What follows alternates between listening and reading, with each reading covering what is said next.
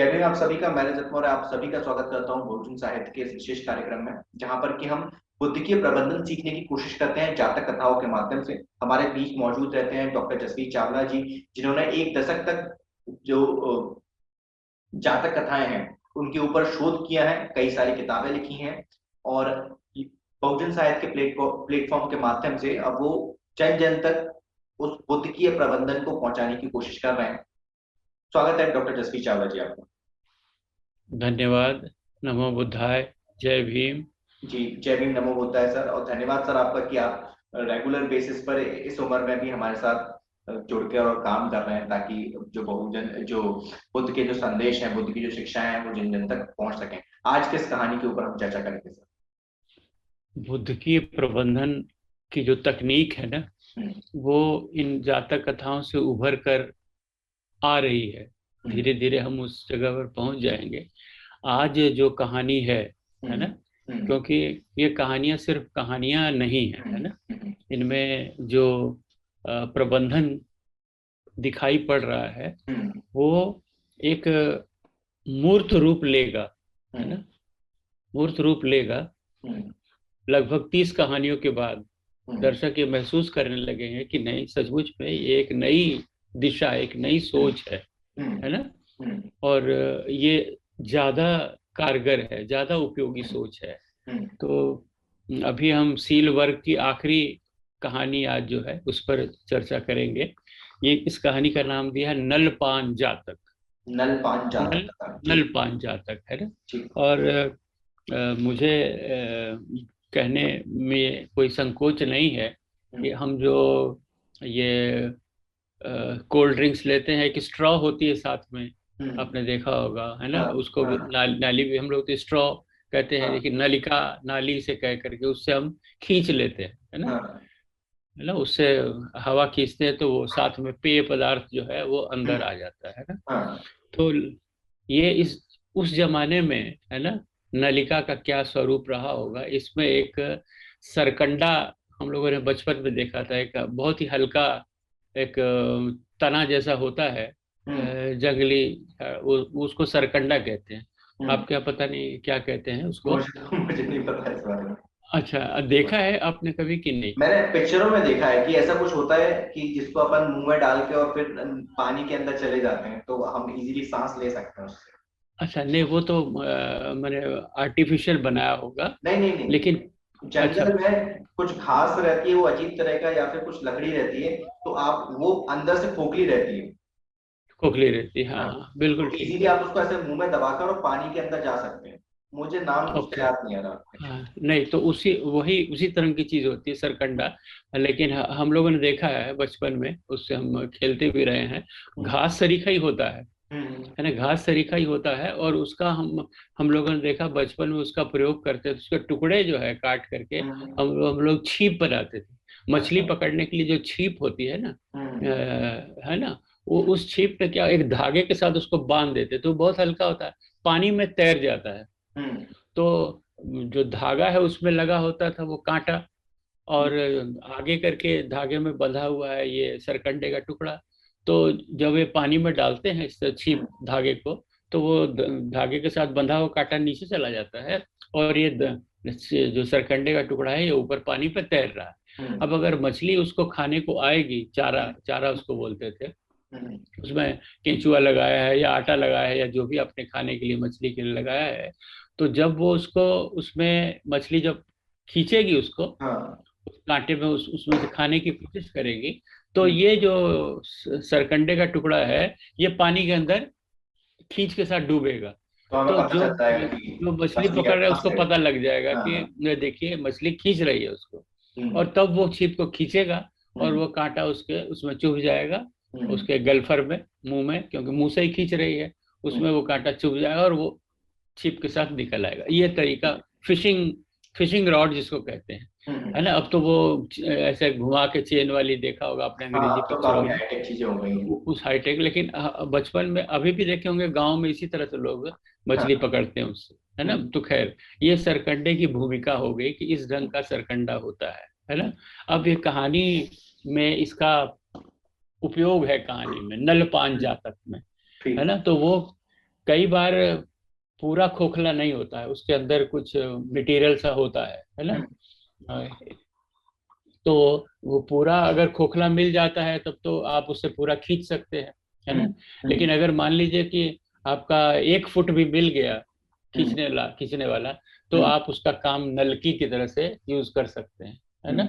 तो खैर, अब इसमें जो ये कहानी है नलपान जातक का, जो विवरण है, आरंभ की जो पंक्तियां हैं उसमें है, दिस्वा पदम नुत्तिण्णम, है ना, ये गाथा का टुकड़ा है।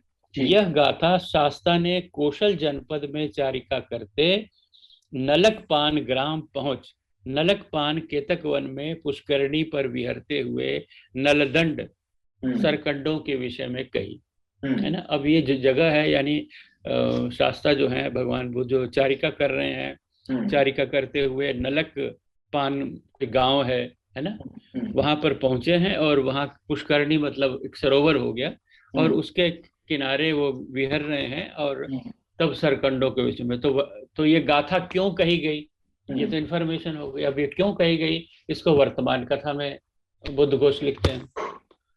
वर्तमान कथा में क्या है कि भिक्षुओं ने नलक पाण पुष्करणी में नहाकर, है ना, उसमें स्नान किया भिक्षुओं ने, सुई रखने की डिबिया बनाने के लिए शिष्यों से सरकंडे मंगवा, उनमें सब प्रकार छेद खोखला देख शास्ता पर जाकर कहा, भंते हमने सुई रखने की डिबिया बनाने के लिए सरकंडे मंगवाए हैं, वह नीचे से ऊपर तक छिदे हुए हैं, इसका क्या कारण है।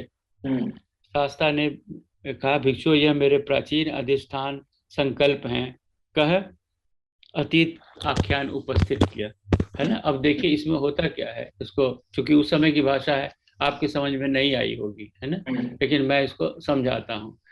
वो ये है कि आपको मालूम है विहार में भिक्षुओं के लिए सुई रखनी कितनी जरूरी थी, सुई जिससे अपने चीवर वगैरह सिल लेंगे, है ना। तो सुई रखने के लिए ये जो सरकंडे हैं ये तो खोखले होते हैं, है ना, और बीच नीचे थोड़ा सा बंद होता है, उसमें मैंने बताया ना कि बीच में एक गांठ सी होती है, वहां वो बंद हुए। अब सुई रखने के लिए बहुत ही सटीक चीज हो गई, सरकंडे का एक टुकड़ा, उसमें सुइयां रख के आप उसको हिफाजत से कहीं रख सकते हैं, मतलब किसी को चुभेगी नहीं, किसी को नुकसान नहीं पहुंचेगा उससे। नुकसान नहीं होगा, जब जरूरत हुई आपने निकाल लिया, है ना। आज भी आप देखे होंगे कि सुइयां जो है वो एक उसमें डाली जाती हैं, एक प्लास्टिक का बना हुआ होता है, ऊपर से उसमें सुइयां रख के ऊपर से उसका ढक्कन रहता है, 5-6 सुइयां एक साथ आप रख सकते हैं। डिबिया कह लीजिए, उस तरह की बनाई जाती है। तो वो नेचुरल डिबिया थी जो सरकंडे से बना लेते थे। अब यहाँ पर जो है वो जो पुष्करणी है उसके आसपास काफी सरकंडे देखे, है ना। तो भिक्षु लोग क्या करते, उसमें नहाए धोए, उसके बाद में उन्होंने वहां वो सोचा कि ये सरकंडे यहाँ पर हैं, तो इससे हम लोग वो सुई रखने की डिबिया बना लेंगे, कुछ ले चलते हैं, है ना, बिहार में काम आ जाएंगे करके। तो इसलिए उन्होंने वो सरकंडे भिक्षुओं ने मंगवाए, है ना। मंगवाए, लेकिन देख रहे हैं कि उसमें वो गांठ नहीं है, पूरे थ्रू एंड थ्रू खोखले हैं। अच्छा, नॉर्मली होता नहीं है, नॉर्मली सरकंडे में गांठ होती है, बीच में ऊपर वाला पोर्शन खाली है, खोखला है, और फिर एक टुकड़ा गांठ का है, फिर अगले में थोड़ा फिर इस तरह से गांठें उसमें होती है ना। तो इस तरह का सरकंडा होता है, एक टुकड़ा लेकर के उसमें अपना रख सकते हैं, जो कि गिरेगा नहीं, जो गांठ है तो वहां पर गिरेगा नहीं, माने थ्रू एंड थ्रू होल नहीं है। लेकिन यहाँ पर उन लोगों ने पाया कि थ्रू एंड थ्रू होल है। यहाँ जितने सरकंडे पूरा खोखला है ऊपर से लेके नीचे तक। हाँ, पूरे नीचे तक खोखला है, तो उसमें सुई रखेंगे तो गिर जाएगा, है ना, इसलिए वो काम के नहीं है। लेकिन उनको आश्चर्य हो रहा है कि ऐसा क्यों है ना, ये जो नलकंडे हैं, है ना, ये नलकंडों में थ्रू एंड थ्रू छेद क्यों है। तो ये जाकर के शास्त्रा से कहते हैं कि ये जो मंगवाए हैं सरकंडे, ये नीचे से ऊपर तक छिदे हुए हैं, इसका क्या कारण है ना। अब प्रकृति में इनको क्या हुआ कि बाकी सरकंडे तो ऐसे होते नहीं है, ये इस ढंग के हैं। तो शास्त्रा जो है वो कहते हैं कि ये एक पुराने संकल्प से ऐसा हो गया था। तो होता क्या है फिर, यह प्रश्न पूछा जाता है वर्तमान कथा में कि ये जो सरकंडा है ये थ्रू एंड थ्रू खोखला है, यानी अब सुई रखने के लायक ये नहीं है। तो इसका ऐसा ऐसा सरकंडा यहाँ पर क्यों, ऐसा क्यों हुआ? तो शास्त्र उसका जवाब देते हैं, एक अतीत कथा की भूमिका बन जाती है कि पहले कोई ऐसा संकल्प था जिसकी वजह से ऐसा हुआ। अच्छा। ठीक है।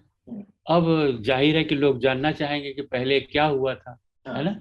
तो इसको इस तरह से उन्होंने जो केस स्टडी यहाँ पर आ रही है उसका अतीत कथा इस प्रकार है। पूर्व समय में वह वनखंड एक सघन अरण्य था। उस पुष्करणी का एक जल राक्षस उतरने वालों को खा जाता था। माने ये जो जगह है ये पहले बहुत सघन वन था, और इस पुष्करणी में एक जल राक्षस रहता था। वो जो है जल में जो नहाने आते थे उनको खा जाता था। ठीक है। तो ये, और उस समय वो बोधिसत्व जो था वो रोहित मृग शावक की आयु परिमाण के कपिराज थे। मतलब जो बोधिसत्व था उस समय एक जो मृग के आकार के, है ना, एक कपिराज थे, एक बंदर थे। बोधिसत्व का इस रूप में वर्णन आया है। ठीक है। और वो अपने 80,000 वानरों से घिरे हुए सेना के नायक की तरह से उस वन में रहते थे। अब बुद्ध घोष की ये स्टाइल है जहां पर बहुत ज्यादा उसको 80,000 कहेंगे, तो यहाँ पर भी 80,000 वानरों के यानी वो मुखिया थे बोधिसत्व। ठीक है। ये अब कोई क्या एग्जैक्ट हो, फिगर नहीं है, वो ये वो अपने मन से लगा देते थे। हाँ ये मन से माने क्या उस समय का ईडीएम रहा होगा कहने का, जहाँ बहुत बड़ी संख्या है उस समय वो का एक ईडीएम है कि वो उसको 80,000। ठीक है। अब जो वानर गण को उपदेश दिया उन्होंने, कपिराज ने, कि इस अरण्य में विष वृक्ष हैं। मनुष्य अमनुष्य जो है, माने मनुष्य के बाहर की जो प्राणियां हैं, मनुष्येतर माने राक्षस इत्यादि भी यहाँ पर हो सकते हैं। इसलिए तुम किसी ऐसे फल फूल को जिसे पहले न खाया हो, खाने के समय किसी जल को जिसे पहले न पिया हो, पीने के समय मुझसे पूछ लिया। पूछ के माने जो भी तुम करना है यहाँ पर, क्योंकि बहुत कुछ ऐसा यहाँ पर ऐसा है जो फल की तरह का तो है लेकिन फल नहीं है। उसी तरह से पानी में, हाँ माने आपको नुकसान हो सकता है, तो इसलिए मुझसे पूछ लेना। अब वहां जो है, अब वो एक दिन बहुत देर तक जल ढूंढते हुए रहे लेकिन मिल नहीं रहा था। लेकिन ये जो एक पुष्करणी को देख बिना पानी पिए वहां बैठकर बोधिसत्व के आगमन की प्रतीक्षा करने लगे। अब जो 80,000 बंदर हैं प्यासे हैं, उनको पानी पीना है, और वो सामने ढूंढते ढूंढते वो पुष्करणी मिली है जो जिसकी चर्चा अभी हुई, मिली है। लेकिन वो लोग पानी पी नहीं रहे हैं, है ना, वो बोधिसत्व की प्रतीक्षा कर रहे हैं। तो बोधिसत्व ने आकर कहा कि तात पानी क्यों नहीं पीते, है ना, कि तुम लोग बैठे पानी क्यों नहीं पीते, आपके आने की प्रतीक्षा कर रहे हैं। अच्छा किया। बोधिसत्व ने पुष्करणी के चारों ओर घूमकर पद चिन्हों को निरीक्षण कर देखा। अब वो पुष्करणी को निरीक्षण कर रहे हैं कि इसमें उतरने वालों का तो पद चिन्ह है, इस पुष्करणी में अंदर घुसने वालों का पद चिन्ह है, लेकिन बाहर निकलने वालों का पद चिन्ह नहीं दिख रहा है। तो उनको डाउट हुआ कि इसमें कुछ ना कुछ गड़बड़ है। ठीक है। अच्छा, अब क्या होता है कि उनको ये निश्चय ही यह अमनुष्य परिगृहित है, मतलब ये जो पुष्करणी है यहाँ कुछ ना कुछ खतरा है। तो वो प्रवेश करने के जल राक्षस ने भी उनके न उतरने के भाव समझ नीला पेट, सफेद मुंह और लाल हाथ पैर वाला विभत्स रूप धारण कर पानी को चीर बाहर निकल कर कहा, क्यों बैठे हो, इस पुष्करणी में उतर कर पानी पियो। अब ये देखिए कहानी है, उदाहरण कथा है। वो जल राक्षस जो है उस पानी में से निकलता है और बहुत विभत्स उसका आकार है ना, बहुत डरावना है। लेकिन वो बाहर निकल करके पूछ रहा है कि तुम लोग पानी क्यों नहीं पी रहे हो, पानी उतर कर पानी पी लो। ठीक है, क्योंकि जल राक्षस तो वही खाता है, जो उतरेगा तो उसको खा लेगा। ठीक है। अब बोधिसत्व ने पूछा, तू यहाँ उत्पन्न जल राक्षस है। अब ये संवाद है, दोनों के बीच चल रहा है। तो बोधिसत्व पूछ रहा है, तू यहाँ उत्पन्न जल राक्षस है? हाँ, मैं यहाँ उत्पन्न हुआ हूँ। तू पुष्करणी में उतरने वालों को हड़प लेता है, खा जाते हो तुम जो भी उतरता है। हाँ, मैं यहाँ उतरने वालों को खा जाता हूँ, यहाँ तक कि पक्षियों तक को भी नहीं छोड़ता। है ना, तुम सबको खाऊंगा, है ना, हम तुझे अपने को नहीं खाने देंगे, बोधिसत्व कहता है हम तुझे अपने को नहीं खाने देंगे। और पानी क्या पियोगे? तब कह रहा है कि जब उतरोगे ही नहीं तो फिर पानी कैसे पियोगे, है ना। हाँ हम पानी पिएंगे और तेरे वशीभूत भी नहीं होंगे, है ना। तो फिर कैसे पियोगे? तब बताता है, तब क्या तू समझता है कि हम लोग उतर के जल पिएंगे? यह हम 80,000 सब के सब पुष्करणी से बिना उतरे एक एक सरकंडा लेकर कमल नाल से पानी पीने की भांति तेरी पुष्करणी का पानी पिएंगे। ठीक है। अब ये उन्होंने कह दिया हम हम कि लोग हम स्ट्रॉ से पानी पियेंगे, अब तुम्हें जो करना है करना। कर ले लेना, है ना, तुम हम लोग नीचे उतरने वाले नहीं हैं। हाँ। इस प्रकार तू हमें खा न सकेगा, इस अर्थ का ज्ञान कर। शास्त्रा ने अभिसंबुद्ध होने की अवस्था में इस गाथा की, ये वाली गाथा जो है ये मैं आपको सुनाऊं, है ना, आसान सी गाथा है। दिस्वा पदम नुत्तिनम, दिस्वा नोतरितम पदम, नलेन वारिम पिविस्साम नेव मम त्वम वधिष्यसीति। जो बात अभी तक हम लोग पढ़ चुके, इसी को ये 2 लाइनों में है ना। 2 लाइनों में इसका मतलब है कि पैरों के चिन्ह हैं, उतरते हुए पैरों के चिन्ह हैं, ऊपर आने वाले पैरों के चिन्ह नहीं देखे। ठीक है। इस सरकंडे से जल पिएंगे और तू हमें नहीं मारेगा। अब मान लीजिए खाली ये 2 लाइन की गाथा हो और इसको कुछ ना बताया जाए तो समझ में नहीं आएगी गाथा क्या मतलब हुआ, है ना। इसलिए अर्थ कथा की जरूरत पड़ी, अट्ठ कथा की। देखिए सार्थकता समझ में आती है कि इन 2 लाइनों को एक्सप्लेन करने के लिए बुद्ध घोष ने तब ये कहानी लिखी। अब ये प्रकट हो जाता है कि बोधिसत्व कह रहा है कि भाई हम पानी भी पिएंगे और तुम हमें मार भी नहीं सकेगा। तो उन्होंने वो सरकंडे, जाहिर अभी सरकंडे की बात हम लोगों ने की कि भाई वो खोखले नहीं होते हैं। तो वही जब उन्होंने, बानरों ने तोड़ा सरकंडा, सरकंडा से पीने के लिए, तो उसमें तो पानी नहीं आ रहा है ना, वो खोखले नहीं है। तब जो है बोधिसत्व जो है वो अधिष्ठान करते हैं, एक संकल्प करते हैं कि सारे सरकंडे यहाँ के खोखले हो जाएं।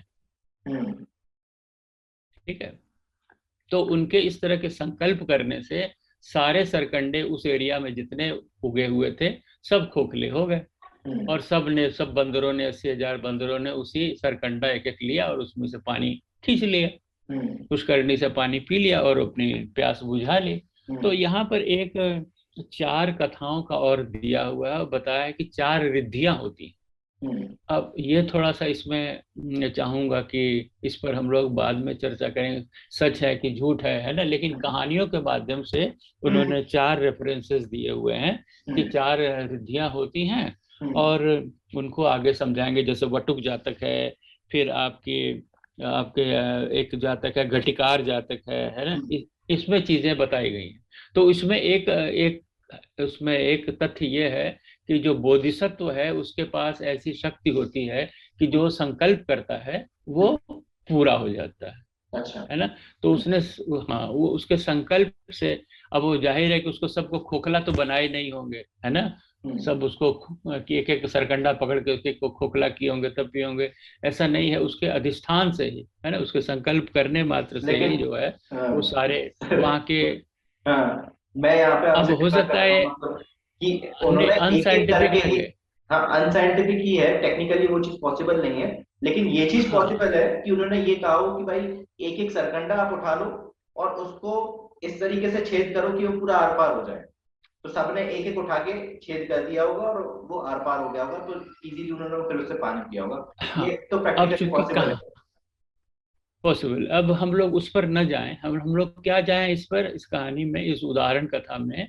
ये माने उन्होंने अधिष्ठान किया, बोधिसत्व के पास वो शक्ति थी, वो रिद्धि बल था कि फिर सारे जो सरकंडे उस एरिया, क्योंकि इनको उत्तर देना है जो शास्त्रा से ये कह रहे हैं आकर के कि यहाँ सारे सरकंडे तो खोखले हैं, तभी हम लोग उसमें सुई नहीं रख पा रहे हैं।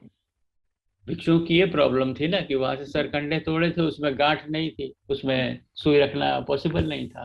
तो उनका ये प्रश्न कि भाई सरकंडे कैसे, यहाँ सारे खोखले कैसे हो गए। तो खोखले होने का उन्होंने ये कारण बता दिया कि ये बोधिसत्व का जो अधिष्ठान था उसकी वजह से सारे खोखले हो गए। और लास्ट में कह दिया कि बोधिसत्व और कोई नहीं, मैं था। है ना? तो इसका देखिए मिलान मिलान करते हुए देखिए, यहाँ पर ध्यान दीजिए, मिलान करते हुए क्या कह रहे हैं कि अब कहानी तो वहां खत्म हो गई, वो सबने नलपान से पी लिया, और वो जो राक्षस है, जो राक्षस है वो वन वन राक्षस जो था या जल राक्षस जो था, वो उसका सारा प्रोग्राम फेल हो गया। ठीक है, कोई अहित नहीं कर पाया। तो शास्ता ने, भिक्षुओं इन सरकंडों का एक छिद्र वाले होना मेरे ही पुराने संकल्प का फल है का धर्म देशना उपस्थित तथा संयोजित कर जातक का सारांश उपस्थापित कर दिया। उस समय जल राक्षस देवदत्त था। अच्छा। देखिए, है ना?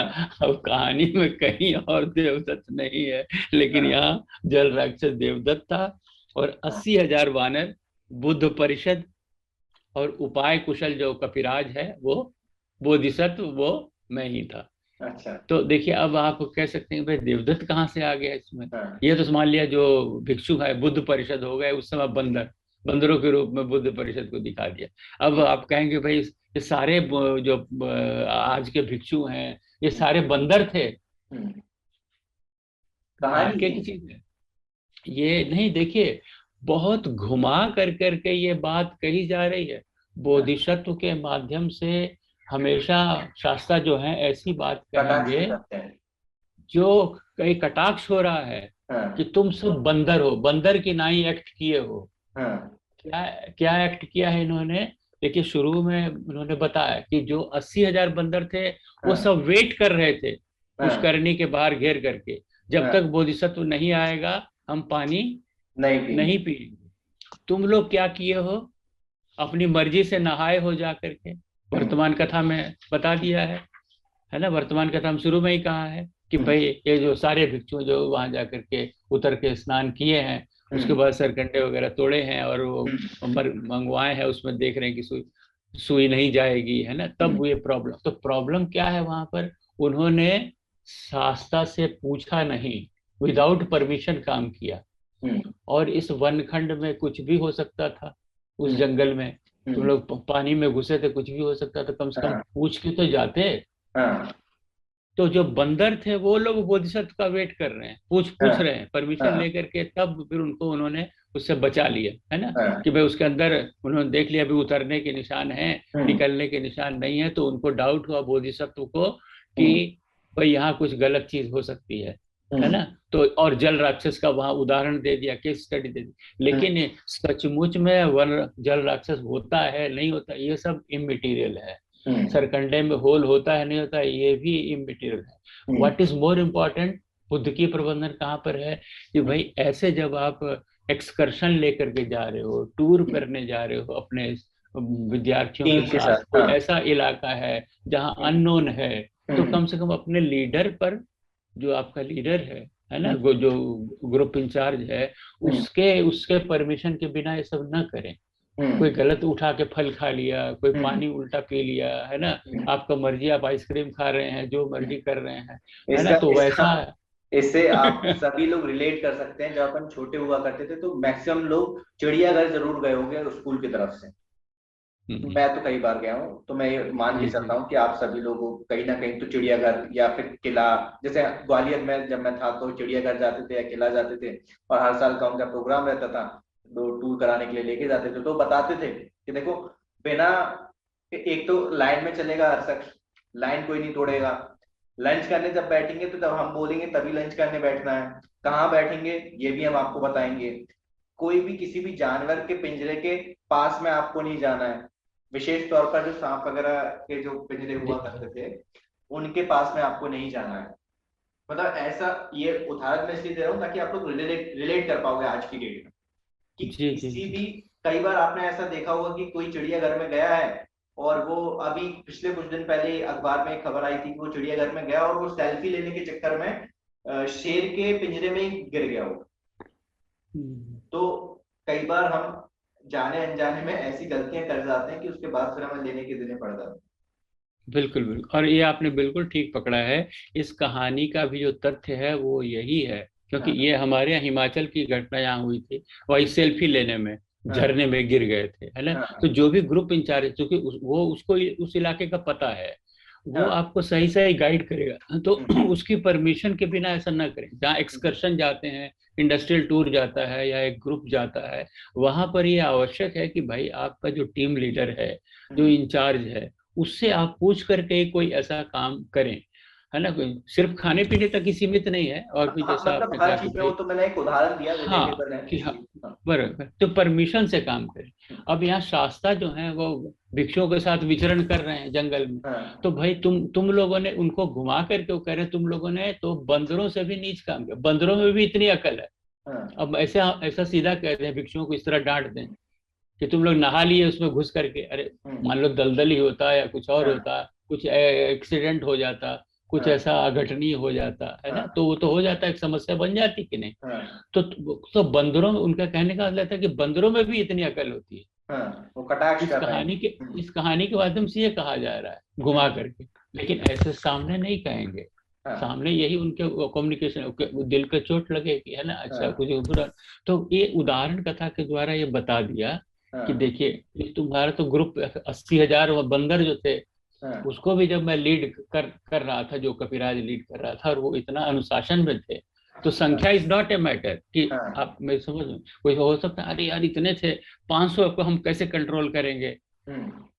है ना, इतने लोगों को हम कैसे कंट्रोल करेंगे, जो ग्रुप इंचार्ज है या जो इस मूल ढंग से। मूल जो बात है वो ये है कि आप कहीं भी जा रहे हैं, किसी के साथ भी जा रहे हैं, जहाँ जैसे आज की डेट में ये बहुत ट्रेंड है कि हम लोग ट्रैकिंग के लिए जाते हैं, हम लोग पहाड़ों पर चढ़ने के जी लिए जी, जाते हैं। तो उस समय भी बरोबर, जहां पर भी हम जा रहे हैं, तो ये कोशिश कीजिए कि ऐसे व्यक्ति को ढूंढे जो कि वहां पर पहले से रह रहा है, जिसको एक्सपर्टी हाँ, है जो वहां पर रहने की, जानकार जो है, उस जगह को समझता है। उसके बिल्कुल, दिशा निर्देश में आप काम कीजिए। जैसे यहाँ पर पास में, अब इंदौर के पास में पचमढ़ी पड़ता है, पास में जी तो नहीं है जी, बहुत, लेकिन फिर भी एक वही एक हिल हाँ, स्टेशन है यहाँ पर। तो टूरिस्ट प्लेस है, हाँ, वहां पर जब जाते हैं, तो किसी न किसी गाइड के द्वारा ही वहां पर उसको पूरा भ्रमण किया जाता है। ऐसे नहीं कि जी अकेले आप जी, कहीं भी चले गए। तो कोशिश कीजिए कि हम हमेशा ही किसी न किसी प्रशिक्षित व्यक्ति के द्वारा ही कहीं भी अनजान जगह पर जाएं। अब वो अनजान जगह हाँ कुछ भी हो सकती है। हो सकता है कि आप एक नया सब्जेक्ट सिलेक्ट कर रहे हो, जैसे 12वीं हाँ 10वीं के हाँ, बाद बिल्कुल, आपने, हाँ, जी जी, आपको साइंस लेना है, तो पहले कोशिश कीजिए कि किसी ऐसे स्टूडेंट से बात कीजिए, अपने किसी सीनियर से बात कीजिए, अपने किसी टीचर से बात कीजिए। अपने आप को आकलन कीजिए कि क्या मैं ये कर सकता हूँ या नहीं कर सकता, मेरे लिए ठीक रहेगा या नहीं रहेगा। अगर आप जॉब स्विच कर रहे हैं तो आप वहां पे देखिए, आप किसी दूसरे पर्सन से जाके पूछिए, अपने किसी सीनियर से जाके पूछिए। कोई आपके घर में अगर कोई फैमिली मेंबर में कोई ऐसा व्यक्ति है जो कि उसी स्ट्रीम से रखता है, इसी फील्ड से ताल्लुक रखता है, तो उससे पूछिए, उससे समझने की कोशिश कीजिए। अगर आप कोई थीसिस लिख रहे हैं, तो आप अपने सीनियर से पूछिए किसी कॉलेज में, जहां पर भी आपके जो फेलो स्कॉलर्स हैं उनसे आप पूछिए। मतलब ये चीज हर जगह लागू होती है, आप किसी भी क्षेत्र में चले जाइए, आपको गाइडेंस की जरूरत हर जगह पड़ेगी। आप एक अच्छा गाइडेंस जरूर लें, कहीं कहीं से भी। बिल्कुल। एम आई राइट सर? और हाँ, बिल्कुल ठीक है। और इसमें जो खास, स्पेशली ये सारी फील्ड्स में अप्लाई कर सकते हैं, हम्म, लेकिन एक खास जो चीज़ है, एक्सकर्शन के हम्म। पुल, है ना, कोई सी मैंने बहुत ज्यादा रिलेट करती हूँ उस चीज को, कि कहीं घूमने एक्सकर्शन जा में रहे आप जा हैं, रहे हैं, हाँ, किसी कहीं घूमने जा रहे हैं, कि अनजान जगह में कहीं जा टूर रहे हैं, वगैरह में जा रहे हैं, और कहीं एक जंगल टूर वगैरह में वगैरह जा में रहे जा हैं। रहे हाँ, हैं, एक ग्रुप जा रहा है, कि स्कूल का, कॉलेज का, है ना, तो उस जगह पर जो है आप बिना परमिशन के कोई ऐसा काम न करें जिससे कि जिससे संकट कि आपको प्रकट हो जाए, और संकट में पड़ जाओ, तो फिर उसमें पूरे ग्रुप का मजा किरकिरा। एक भी हाँ, व्यक्ति को अगर कुछ हो गया, मान तो लो पूरी की उल्टियां पूरी 10 ट्रिप हो गए खराब हो कुछ, जाएगी, और पूरी नुकसान होगा, ट्रिप खराब, फल किसी व्यक्ति की जान जा सकती है, चोट लग सकती है, बहुत सारी हाँ, चीजें, घटनाएं हो सकती हैं। बहुत सारी बहुत चीजें, सारी तो चीजों यहाँ की पर संभावना है। जी, तो शासन जो अनुशासन है, वो हम्म, बहुत महत्वपूर्ण है ना। इस हम्म, बात की वो ध्यान दिला रहे हैं कि हम्म, भाई तुम लोग को अनुशासित रहना चाहिए था। तुम हम्म। लोग जो नहा लिए उसमें घुस करके बिना परमिशन के, कम से ऐसा कम नहीं करना मुझे चाहिए, परमिशन मुझे लेके जाना चाहिए। हाँ, मुझे देख लेने देते, मैं चेक कर लेता, उसके बाद में परमिशन लेकर के तुम जाते, तो ये उचित होता, ये सम्यक होता, है ना। और तुमने जो काम किया वो, मैंने बंदरों से भी, मैंने उनको भी इतनी अकल होती है, तुमने इतनी बदअकली का काम किया, है ना। बाकी ठीक। इस ढंग से उसको बुद्ध की प्रबंधन का यह संदेश बिल्कुल मुखर है हाँ, ना। ठीक। कहानी को इस ढंग से समझे, पूर्व जन्म की कहानी नहीं है इसमें कि जल राक्षस हुआ करते थे बुद्ध के हाँ, जमाने में, कोई इस तरह वो वो जो एक पेड़, समझाने की विधा है, हर हाँ हर वो, चीज को एक विधा रहती है हर व्यक्ति की। आप देखिए स्कूल में भी हमारे जो टीचर्स रहते हैं, सबका समझाने का अपना एक तरीका होता है। कोई बहुत तरीका स्ट्रिक्टली होता है। समझा रहा होता है, और कोई जी बहुत हंसी मजाक में। कोई टीचर आपने देखा हो, कोई मजाक मजाक में आपको पूरा पीरियड निकाल देता है, अपना टॉपिक पढ़ा देता है और आपको समझ में भी आ जाता है। और कोई टीचर जी हो जी। जाता है, कोई मेरे जैसे खड़ूस टीचर होते होंगे जो कि सारी चीजें चिल्ला चिल्ला के बता समझा रहा, के। समझ में कुछ नहीं आ रहा होता। जी जी जी। ठीक तो है। ये तो इनका कम्युनिकेशन स्किल है। हाँ और आपको बताएं कि जो प्रबंधन की बात निकल करके जो सामने आती है ना, कि हाँ भाई वो जो है आपको अनुशासन को जो लागू करना है, अनुशासन का हाँ। जो तरीका है, इस ढंग से आपने इनडायरेक्टली बता दिया कि आपको हम्म ये करना चाहिए था। हम्म किसी का चित्त भी दुखी नहीं हुआ, है हम्म ना, और आपकी बात भी पहुंच गई, है ना, बात भी पहुंच गई। और देखिए सबसे मैंने जो इंटरेस्टिंग बात होती है कि इस कहानी को पढ़ करके हम्म लोगों ने बुद्ध का एक जन्म कपिराज की तरह से हुआ था, ये 20वीं कहानी है, हम्म 20वें जन्म में वो कपिराज थे, यहाँ तक इक्वेट कर दिया कि बुद्ध का पिछला माने 20वां जन्म जो है वो कविराज के रूप में हुआ था। तो ये तो बहुत बाद कुछ। में ये ब्राह्मणवादी सारी चीजें जी हैं, वो जी। तो खैर कोई मतलब नहीं। हाँ तो बहुत बहुत शुक्रिया बहुत डॉक्टर डॉक्टर जसवीत चावला जी, आपका बहुत इतनी बहुत धन्यवाद। सारी जी चीजें, जी हम लोग इतना विस्तार में एक एक चीज को डिस्कस करते हैं। बहुत बहुत शुक्रिया आपका। जी जी। जय भीम, नमो बुद्धाय। जय भीम, नमो बुद्ध। अभी हमारे बीच मौजूद थे डॉक्टर जसवीत चावला जी, जिन्होंने बताया कि गाइडेंस का कितना ज्यादा इंपॉर्टेंस होता है किसी भी क्षेत्र में हो। किसी से सलाह लेके कोई काम करना कितना जरूरी होता है। तथागत गौतम आज से 2600 साल पहले किस तरीके से ये चीज समझा रहे हैं। उम्मीद करता हूँ इस वीडियो से कुछ ना कुछ सीखने को, समझने को आप लोग को जरूर मिला होगा। मैं रजत कुमार मिलता हूँ आपसे अगले वीडियो में किसी किताब के साथ, फिर किसी जातक कथा के साथ। तब तक अपना और अपनों का ध्यान रखें, पढ़ने की आदत को विकसित करें, क्योंकि पढ़ेगा इंडिया तभी तो बढ़ेगा इंडिया। जय भीम, जय भारत, जय संविधान, जय जोहार।